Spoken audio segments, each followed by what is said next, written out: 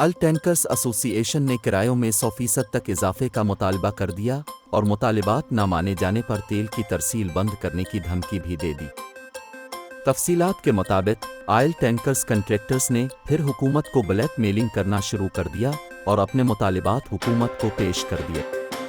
Oil tankers contractors association ने मुतालबा किया कि लोकल किराया 100% लॉन्ग किराया 50% तक बढ़ाया जाए और वाइट ऑयल पाइपलाइन में ऑयल टैंकर्स ट्रांसपोर्ट को कोटा दिया जाए। उनका कहना था कि तेल की तरसील के लिए पुरानी गाड़ियों को बहाल किया जाए और इस्तेमाल न होने वाली पुरानी गाड़ियों को हुकूमत मुआवजा दे और साथ ही ईरानी तेल का कारोबार बंद किया जाए। ऑयल टैंकर्स एसोसिएशन ने धमकी दी कि एक हफ्ते में मुतालिबात न माने गए तो कारोबार बंद कर देंगे।